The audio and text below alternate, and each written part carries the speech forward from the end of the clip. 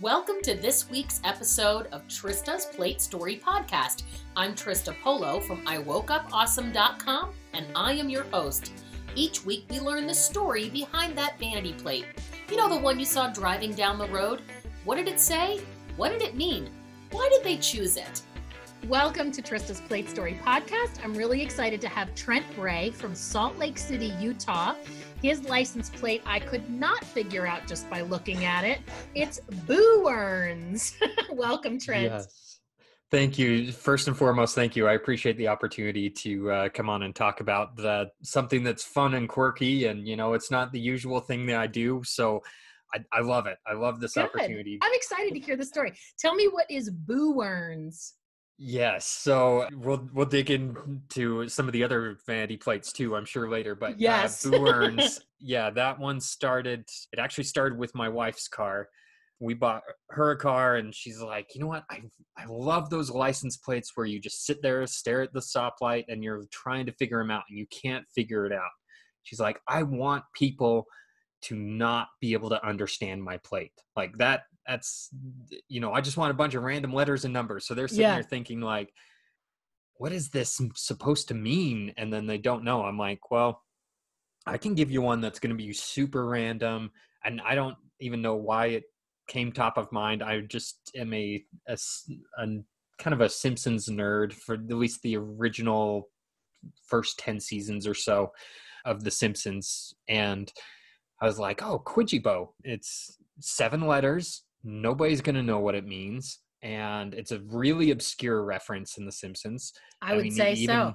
Yeah, even Simpsons fans, you know, you wouldn't necessarily know what it is unless you're a real diehard. And so she's like, great, let's put it on. And it's an interesting experience because she would occasionally get people who would stop her and say, oh, I love your plate. Simpsons, yeah, it's great. And she's like, wow, you really know what that is? I mean, but most of the time people are like, what is that? Why? That makes no sense. And tell me about it. And so it started with that one. Well, wait, you have to tell us what Quidgy-Bo is before we move on, because most people are not going to get that. Exactly. So in only the second episode ever of The Simpsons, you know, the whole family's sitting down, they're playing a game of Scrabble, and Bart, you know, the kid, if you're not familiar with it, the older son, he just wants to be done playing the game. He's bored out of his mind. And so he just lays down all his letters and is like, I won the game, you know, and it happens to spell out Quidgy-Bo. And it's K-W-I-J-I-B-O. And, you know, he's like, all right, triple letter score, whatever. And I won the game. And so he tries to leave and they grab him. And they're like, wait a second. What is a Quidgy-Bo?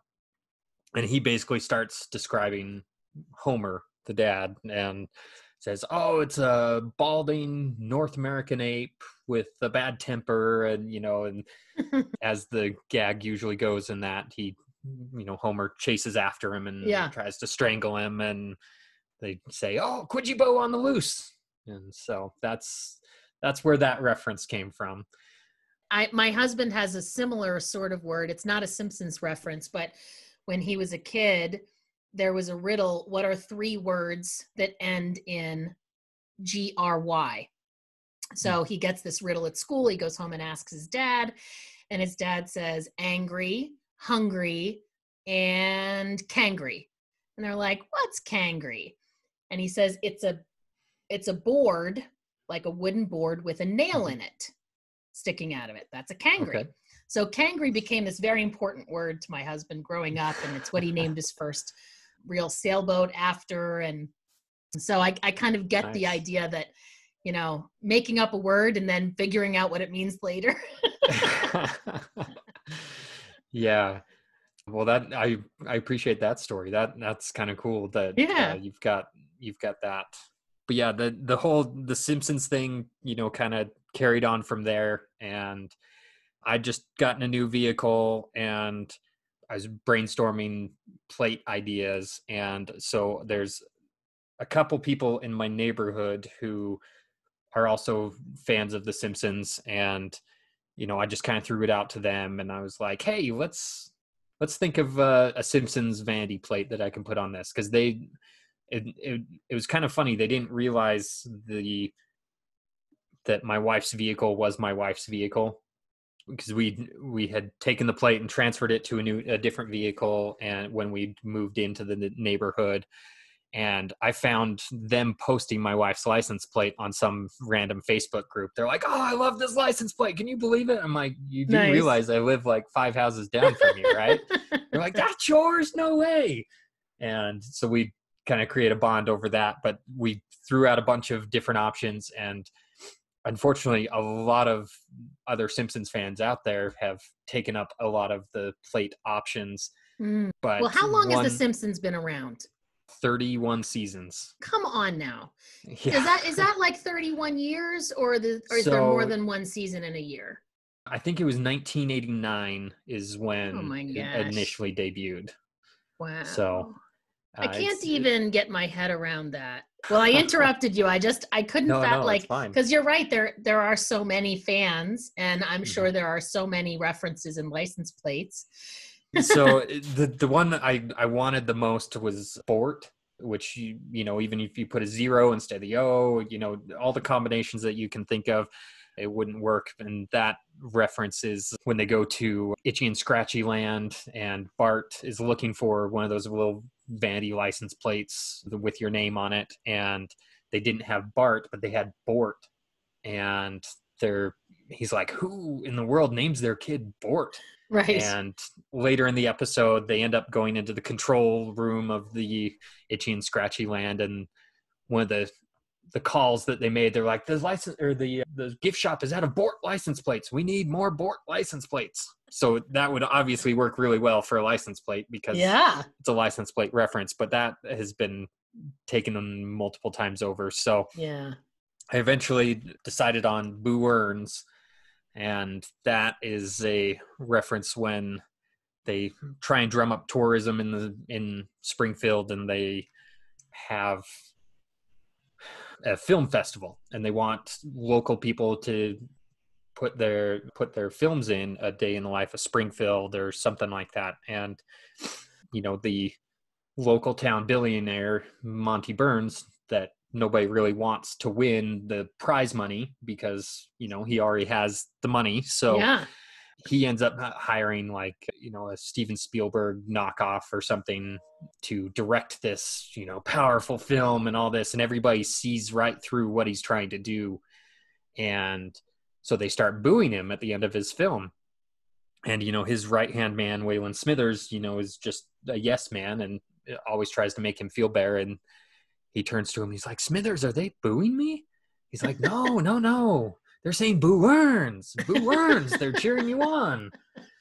And I've gotten a surprising amount of people who understood the plate and, you know, have been like, oh yeah, I love that. And they talk about, you know, how they related to The Simpsons and growing up with it and whatnot. So it's surprising what that does bring. And it's this commonality that you then have with complete strangers.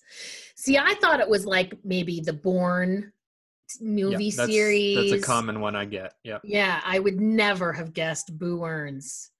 But I do love when you make a license plate and have letters that are made by numbers. I always think that's fun because it just shows that you had to have creativity to make it work. Right. So I love that you did that. Now, do you identify with that scene or with Monty Burns in any way? Like, you're an entrepreneur, so you have a similar job as he does, but I think you do it a little kinder than he does. Yeah. I don't put people's safety at risk in a nuclear power plant where it's like, regulations, what are those? Yes, exactly.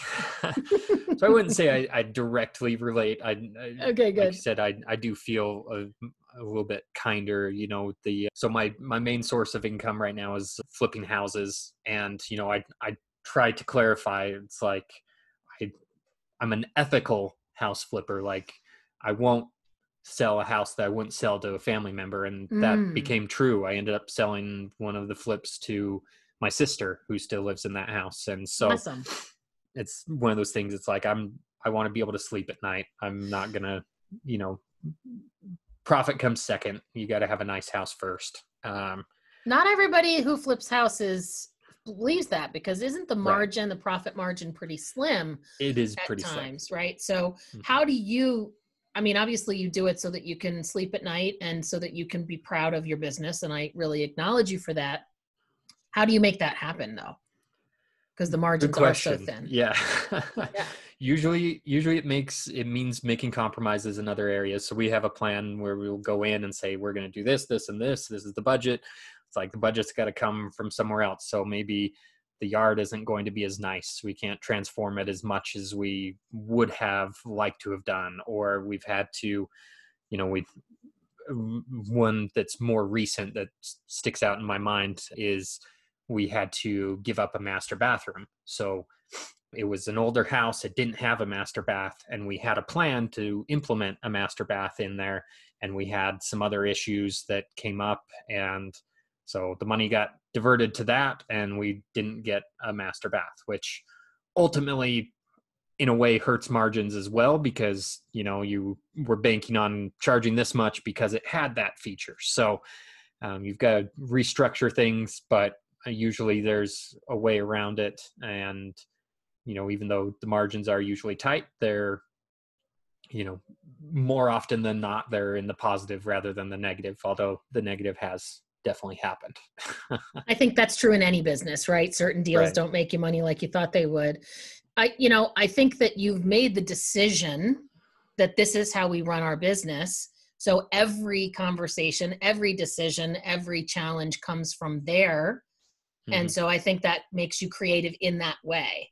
I think if you were just about the profit, then you would make different decisions. And so it's like your core mission and belief for your business informs every challenge, every obstacle you come across.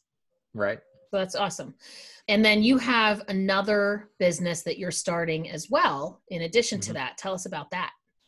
Yeah. So that is called Hustle Energy. That is honestly the thing I spend the most time on, because it's something I'm really passionate about. The house flipping has gotten to the point where it's pretty self-sustaining. I've got, people in place where I don't have to worry about the day-to-day stuff, which has been really nice. So you obviously give up even more margin to do that, but it allows me to pursue something I'm more passionate about. And that is the primary goal of Hustle Energy, is to help people who are in a 9-to-5 that have that entrepreneurial spirit, how to get out of that situation and pursue their dreams. Because I've been that type person that's stuck in a 9-to-5, and it suffocates me.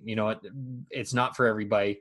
Absolutely not. I understand entrepreneurship's not for everybody, but for me, it's like I am in a worse situation if I cannot have some control over that aspect of my life, whether it's a side hustle or, my own business or whatever the case may be. So, it's helping those recognize that and help them escape that 9-to-5 and do something that they are passionate about. Because I've got a podcast where I interview entrepreneurs, and in general, the recurring theme is people want to make an impact, and it's much more difficult to do that in a typical 9-to-5 scenario. Yes, there are definitely, exceptions to that rule, but people want to make an impact, and entrepreneurship is a way that you can make a bigger impact than you could sitting behind a desk working for somebody else. Yeah, absolutely.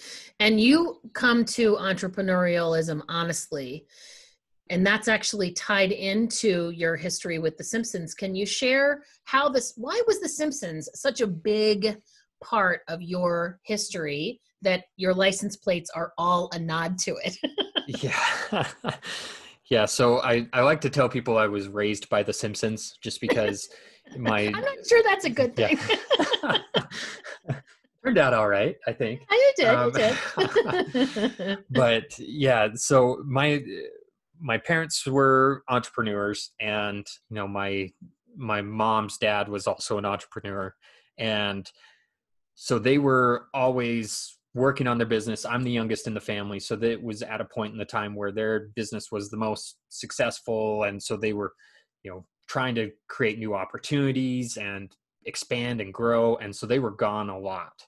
And, I had obviously older siblings around and whatnot, but they had almost a different experience than I did, even being a few years apart, just in terms of different parenting style and whatnot. My parents just couldn't be there as much as they did with some of the older kids. And so the one thing that I would do is I made sure I never missed The Simpsons. They had it in syndication, so I was always, watching it at 4:00. It would come on, and on then another 5 station, o'clock, right? another station would come on at 6:00, and it's Yeah. like, all right, I can, I gotta quit doing whatever I'm doing. You know what? Friends, go home. I don't care. I'm watching The Simpsons. But the one thing that tied it all together is the time that I really spent quality time with my parents was watching The Simpsons. It was 7:00 Sunday nights. We were there together as a family, usually all on their bed watching The Simpsons. And not just any Simpsons, the new one this week. Right. Right. Yeah, when the new episode hit, you couldn't just catch it tomorrow on Hulu. You had to sit there and be live, or else you were going to miss it. And who knows when it would come back on syndication. So the good old days. Yes. Wow. So it had a lot of significance for you. I can see why you say The Simpsons raised you. So that, of course, makes me have to ask because you have kids, right? So hopefully you didn't learn how to be a dad from Homer. No. So no. what life? I like a lot of things that I've learned in my experience in life is I've learned a lot of what not to do. So with my parents, they were doing the best that they could, no judgment there, but I've learned that I want to be more present with my kids. I'm not going to let the business overtake my life with my kids. So my wife helps me with that, because sometimes I'll get involved in something that's like, oh, I got to get this done. She's like, you know what, we need to redirect the focus. So I'm grateful for that, but also learning, not to strangle my kid. Obviously, that's something Homer does a lot in there. Yeah. That's I've learned that will create a more resentful kid, because that's what happens in the show. Right. I learned what not to do there. I learned also not to buy your daughter a horse on a whim, or try to take care of an elephant, which actually we forgot to mention, I did have another Simpsons vanity plate, Stampy, which relates to Bart's elephant that he won from a gag contest. But a real one, right? Yes. Yep. They thought nobody would take the elephant, and they'd take the cash prize, and he demanded the elephant, and so they had to deliver an elephant. So oh man, we had another Simpsons plate there. So we had 3 at one point in time. That vehicle's now sold. But sorry to jump off topic. No, it's good. It's good. Yeah. So we were talking about your entrepreneurial adventures, your house flipping, your Hustle Energy product. Tell me a little bit about being an entrepreneur. You obviously learned that that's the way to make money from your parents, right? So what tips did you get from them, or did you glean from watching them, that have made you more easily able to attain your success? That's a great question. And to me, entrepreneurialism isn't necessarily about the money, because obviously you can still make great money at a regular job. It's more about the flexibility. So I understand I'm going to work more hours, but I can craft those hours around, my daughter's dance recital, or I can craft it around a family trip, and, I can still be involved in my kids' lives, but I can still get fulfillment out of creating and building something. And whether that becomes a huge financial success or not isn't the point. It's the fact of building something that's memorable. And I think my parents were that way, in that, my mom created a compounding pharmacy, and the whole why behind it was her dad was suffering from Parkinson's. And so she was bound and determined, I'm going to help him with what is ailing him. And it was cause. It wasn't, I'm doing this to make money. And so, that business didn't ultimately end up helping him. She was still trying to get that figured out before he passed, but she continued the mission on and ended up becoming, sourcing, compounding anti-aging and human growth hormone and things of that nature to help people feel younger and not have those age things that happen to us. So you learned some great things from your family. What are some things that you've learned from your own failures? Because as an entrepreneur, I promise that I would bet money on, very good odds that you've failed at least once, if not many, many times as you've made your way to success. So what have you learned along your own journey?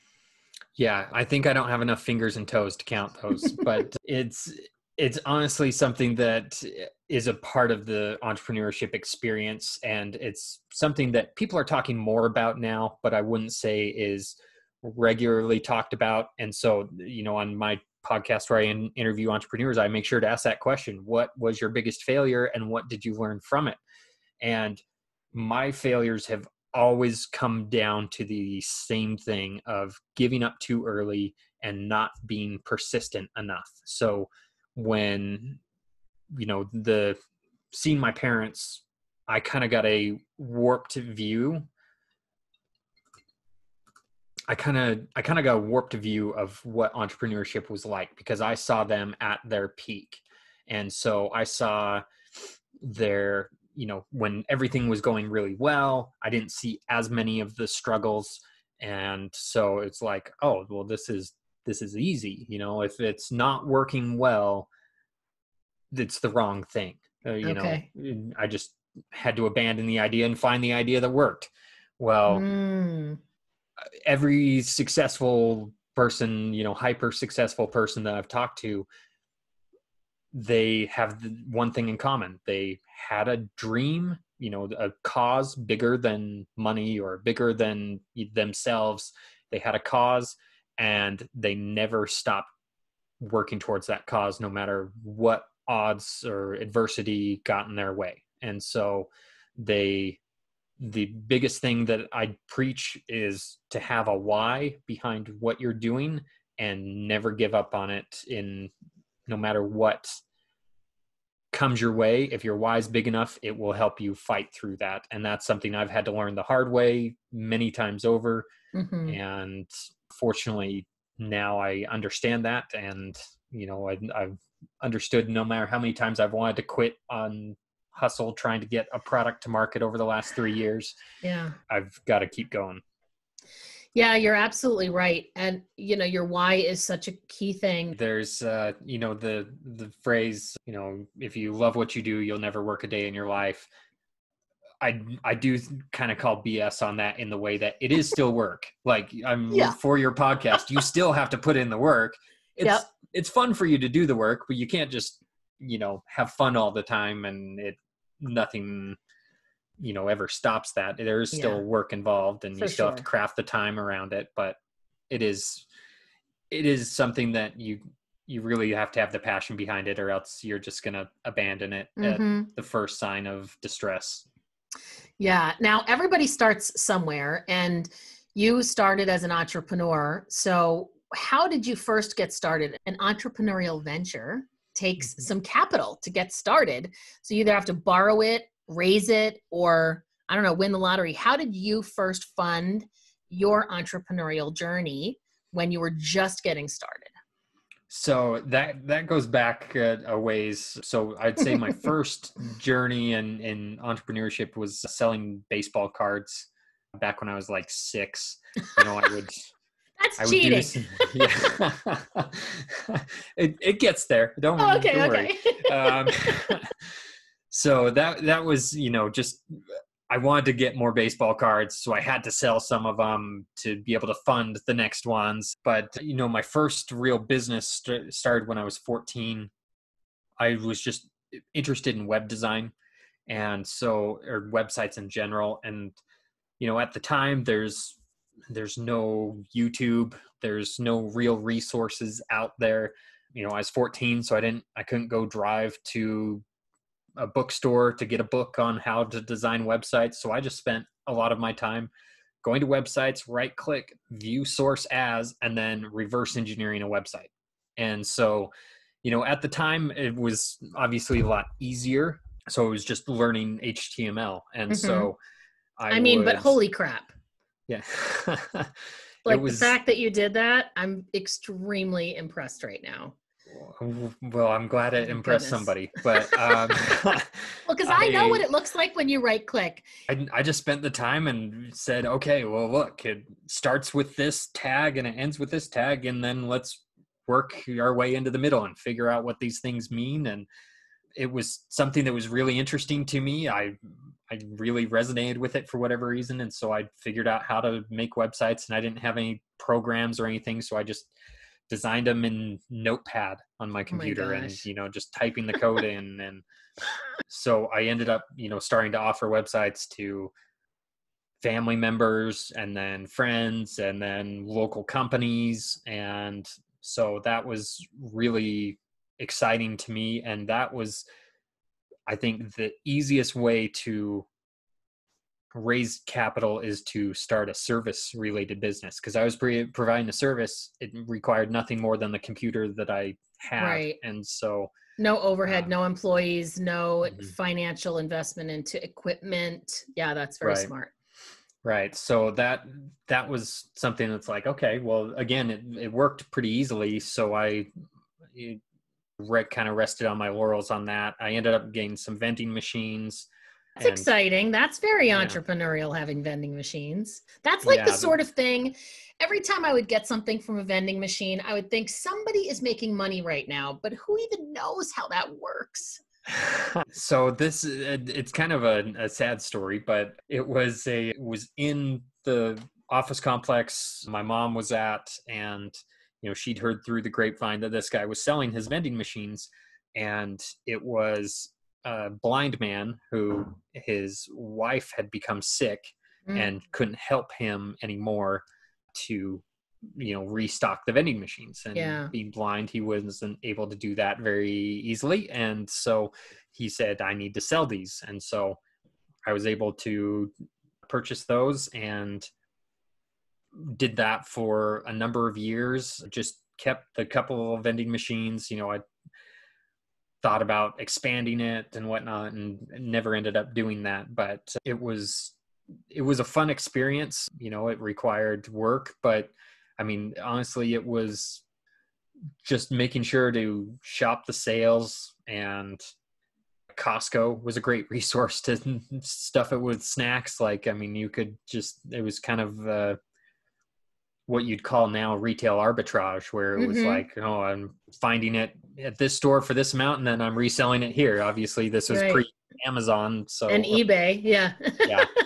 I mean, Amazon was just selling books at this point in time. But anyway, it was a good experience, and fortunately didn't require a whole lot of overhead. But I then tried to get into some businesses that required more overhead, and that's where I struggled to find the right opportunity to, have somebody invest or, find the money. But of course, I'm 16 at this point in time, so it's a little different. But obviously now there are a lot of options. I think one thing I've learned is you can always take it back several steps to something that doesn't require a lot of money. If you have that why, that goal of what you're after, there's ways to do it without having the perfect product right out of the gate. You can build up your reputation, build up your connections, and oftentimes through those connections, you may find somebody who's the perfect partner.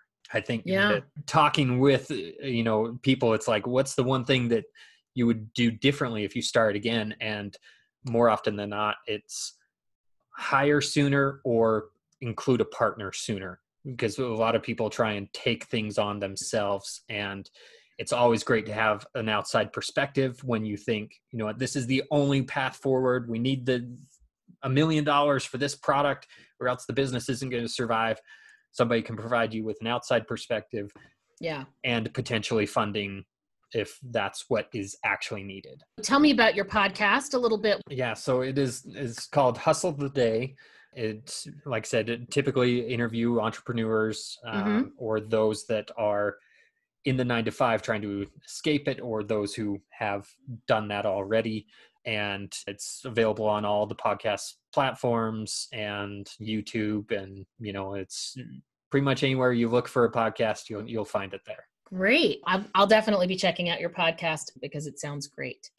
Yeah. So I have been so just loving our conversation, a real life Simpsons child, and you still made it. You still are able to make enough money to raise your kids. And, it sounds like you have a great life, and I know you're married and happily that there. So before we end, I always like to turn the tables and see what question you have for me so that you can put me on the spot for once, now that I've been doing that to you for a while. Oh, perfect. So obviously the most common question you probably get is, what started this? And you've got your episode that, explains all of that. So definitely check that out for the background on what you do, or how this started. But since we're both connected through the podcasting world, if you were to start your podcast all over again, what would you do differently? That's a very good question. Something I've learned in hindsight, I thought I knew everything there was to know about starting a podcast because I've had 2 other podcasts in the past. So I had a mic already. I already had the equipment to edit the sound. I thought I knew everything, and I didn't inspect or get curious, which I think is a really important entrepreneurial tip too. Stay curious, stay learning. Don't assume you've been there before because you'll miss something. So that's what I did. I jumped right in. I had this great idea. I wanted to get rolling with it ASAP. Since then, I've seen some places that I really could have taken advantage of. For example, creating a community before I started the episode, to actually take a podcasting course to see what I don't know, which I think would have splashed me onto the podcast world more effectively. And it would have been easier to start with a larger audience and grow it from there. So I don't mind the audience I have. It's growing organically. But I think there are so many people who, if they knew about the podcast, they'd be listening. Right. But because they don't, they aren't. So I think that's what I would do, is I would get a little more education instead of assuming I already know everything. I don't have anything new to learn, which is a great piece of advice in every area of my life. I would agree with that sentiment completely, because I learned so much from other podcasters. It's like, oh, this is a resource. This is great. This is great. It's like, why was I not doing that earlier? Yes. But you've got to thank Eric Allen for posting on his social media about your podcast, because that's how I stumbled upon it. Because I don't think I knew that. That's so exciting. He's absolutely. And so, it's about building that community and putting it out there and letting people find you. Because it's a great concept, and I love your podcast. So. Oh, good. Thank you. And thank you to Eric for connecting the 2 of us. Awesome. Well, thank you so much, Trent, for being on. I really appreciate all that you shared, including, your entrepreneurial tips, but also like your comeuppance as a kid and all the ways that it impacted and inspired you to be who you are today. It was great to learn your story. Thank you. I appreciate the opportunity. Yes, absolutely. Have a great day. You as well. Thank you for joining us for this week's episode of Trista's Plate Story Podcast. Please subscribe to Trista's Plate Story Podcast to get the story behind all those vanity plates driving with you on the road. And if you would like to nominate the owner of a license plate, including you, or visit any of our partners and sponsors, come and see us at platestory.com. That's PL8STORY.com, and give us the details. If you enjoyed this episode, please drop a review and give us a share. I'm Trista Polo, wishing you well on the road to your next adventure.